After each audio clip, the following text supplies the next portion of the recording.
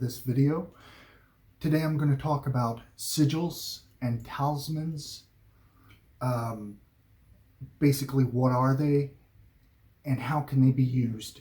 And can they be used in different ways? Now, traditionally, and I'll lump this in with Luciferianism, sigils are specific types of signatures or a seal for, say, if it's Goetic demons, specific types of spirits. Sigils come down from the medieval period or in modern times and are composed generally of specific types of alchemical, elemental, various imageries, lines that have coordinates based in astrology, numerology, Kabbalah, whatever it is. There's so many different types you can do. And sigils are basically seals of representing a specific type of spiritual energy or power. People wear sigils, Goetic sigils, or other type of demonic spirit sigils, like this, which is a chimaris. This talisman can be empowered. It can have the specific type of invocation energy attached to it. So when wearing it, your subconscious and your inner guide, if you will, your familiar, your daemon, will access and facilitate directing that energy towards your goal, whatever it may be. Sigils are essentially, and talismans, to invoke or evoke a spirit energy, or what I commonly call a deific mask. It's into a focused area in space. For instance, the ceremonial triangle of evocation, the circle. Now, in the older Solomonic or Goetic ceremonial magic tradition, including Crowley, the name of Michael relating to the fiery one, not my name, but I decided early on to remove the Judeo-Christian or Yahweh cosmology that kind of suffocates that Luciferian spirit and take it outside of that, as if it was as they were before Judeo-Christianity, as demons, deities, spirits, elemental rulers, etc. So as a means of respect and veneration, honoring that type of energy and how it's going to relate to you, and that type of spiritual essence, if you will, the black flame relating to you, Azazel, or as I'm working with now, Beelzebub, are around the circle that is empowering and focusing in the name of your working, that sigil that's within that circle. Now, commonly in types of ceremonial invocation, I can wear this sigil or a sigil of a specific type of Goetic demon, depending on the working that I want to do, but also with jewelry. And this is a big thing. You want to focus and bind that energy, and in your invocation, while you're building this trance-like mantra and summoning part, where you go into gnosis, where you really live each word and visualize that energy, and that using your imagination to connect and call forth that energy, you're focusing it to that object, and that specific energy is being directed and encircled there. So when you're finished, when you wear this, you burn incense, you offer a libation, pouring of liquid, a short invocation of your own making towards one singular goal, whether it's a spiritual type of contact or a type of gnosis in that sense, if you're interested in that, or if it's a short-term goal of some type. This type of power, when you wear this and you think of the angles and the lines, and you have this memorized, your subconscious understands that, and the daemon, our higher self, directs that energy, and it will find expression in a syncretic type of way that is beneficial. On a side note, not to get lost, there's an excellent Left-Hand Path book on angles and specific types of magic and angles, relating from a Grand Master of the Order of Trapezoid, Mr. Toby Chappell, who did a fantastic job. But that goes into more like quantum mechanics and applying angles in a magical sense. I'll put that at the end of the video. But anyway, back to this. So sigils are meant to bind energy and to be a facilitator. Carrying or wearing them focuses with your contact this energy to manifest. And keep in mind that demonic sigils are signatures of a specific type of deific mask.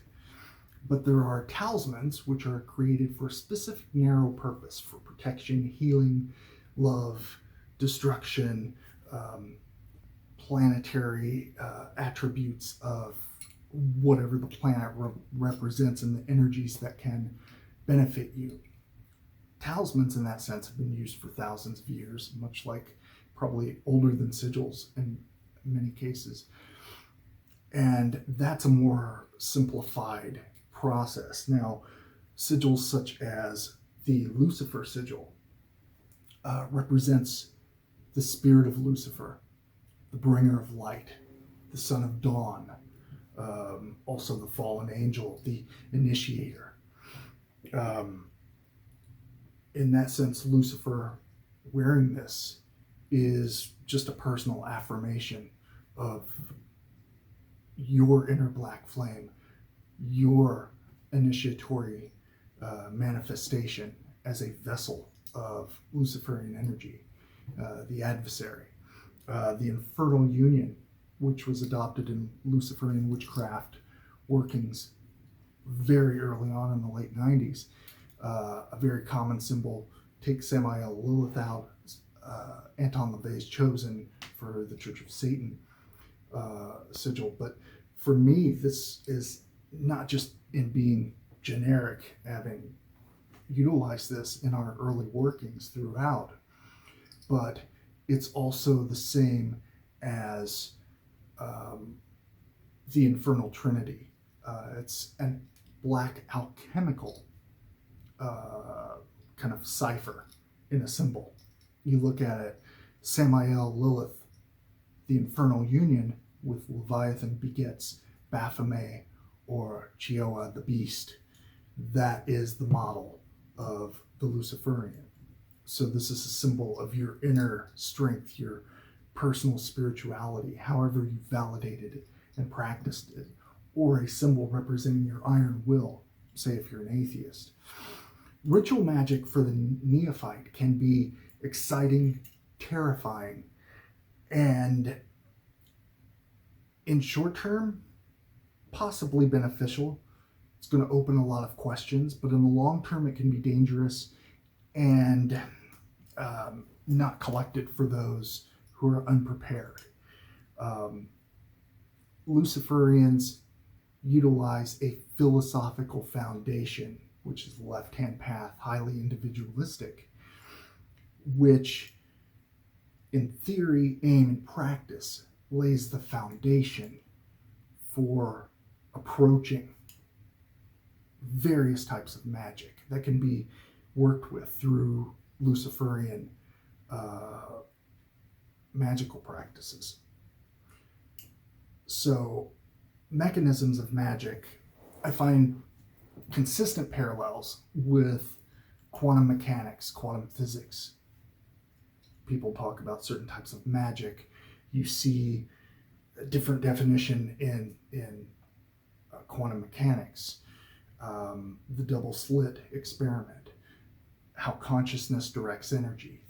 Focusing on something can create subtle changes in the material world.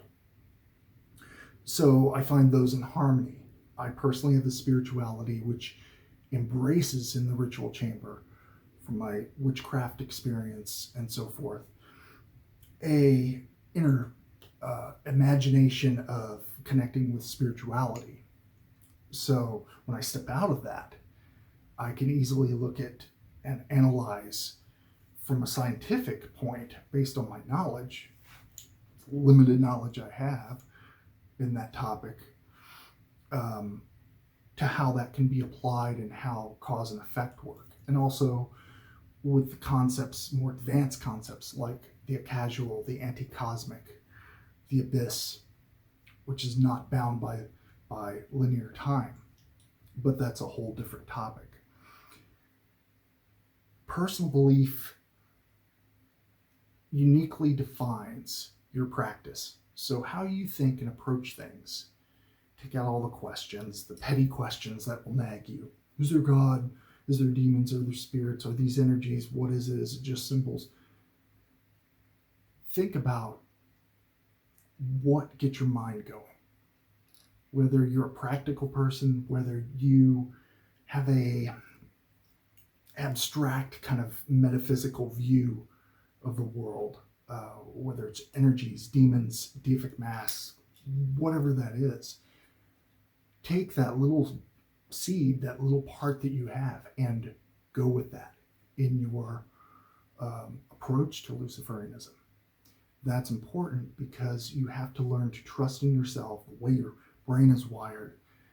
You can create, enhance, slowly change certain things, but really the simplicity of how you think, your perception, although it will change and can change, and you, with the questions that you discover and have insight to, might change your framework of belief.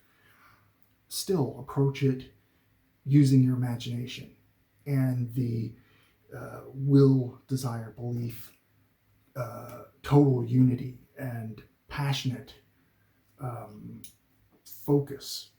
And that's why exercise, pushing yourself, and endurance workings, something to really channel that energy and drill that in, is a good thing in magic. It sounds very unorthodox, but it's actually highly potent. As I said, practical concerns with sigils for types of workings are up to the individual. But for someone like me, who's at this point reaching and having personal workings with specific deific masks, creates a consistency. So some days I'll utilize a sigil or wear one, and it's for a specific purpose and a type of energy that I'm convocating with. So that is the purpose of what do I do with sigils. You can make your own, you can charge them. In many of my grimoires, I have numerous examples of rites that I've worked, moved on from, or come back to, or adapt, enhance, that are easily adaptable for the individual. It's not a dogmatic process. So, like in Goetic of Shadows, the type of Goetic magic, which has been increasing throughout my almost 30 years or whatever it is of this path, it's highly adaptable, and you can shorten it for your needs, whatever that is. So I hope this has been an interesting enough video and might answer some questions. I will have more soon. Also, Demons of Solomon my Testament of Solomon, Luciferian Grimoire, is to be published soon. Thank you.